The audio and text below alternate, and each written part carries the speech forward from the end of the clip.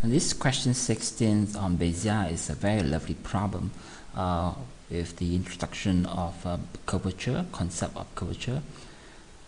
And the use of technology is very important in these questions. But anyhow, let's start with this. The definition of a velocity vector. Okay, so you got that. And for maximum at maximum height, that's when y prime is 0. So you calculate the values of t, and we only take this value, square root 3 over 2, because well, t is only defined, between 0 and 1 inclusive. And so you then, using that value of t, you may calculate the coordinates of the point. And the dy dx, okay, another definitions, equivalent to y prime over x prime. So you end up with this. And then part 2, this is really massive. If you find it is a bit confusing or really complicated, I would suggest that you work on d dt of dy dx. So you got this, and then just substitute this into the formula given, and slowly do the algebra and make sure you end up with something like this, which actually what they asked you to show. Alright, so just being careful and work.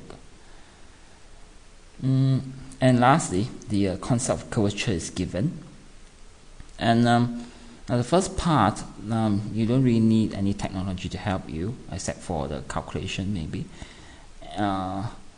So the value of time at maximum height is obtained earlier, is square root 3 over 2. So all you need to do is substitute that value into the dy dx and the d square y dx square, and finally you should get roughly 1.57.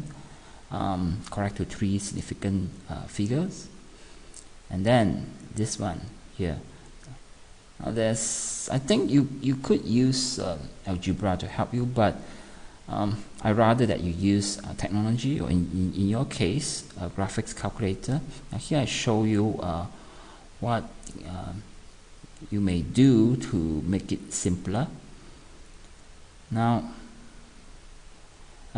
you could enter dy dx as your y1, and then enter your d square y dx square as your y2, and then and in y3 you enter something like this. Okay, and how about the viewing window? Now the x that you see in the graphics calculator actually is the t in your problem. So then t is bounded between 0 and 1, or rather defined between 0 and 1, right? This is a Bezier curve. So I set x min max as from 0 to 1. As for the y min and y max, I just put something like minus 5. You can try other values, and then you can change it later if you find that you can't see the graph. And when you graph it, you get something like this. And then you can use the solver feature in your calculator. This may take some time. So you have x equivalent to 0.91, or in your problem is actually t, not x. Okay, don't get confused. So time equivalent to 0.91. Probably you can actually sketch this and then calculate the coordinates where the curvature is maximum, and there you have it. And so I hope that you find all the videos useful, and all the best.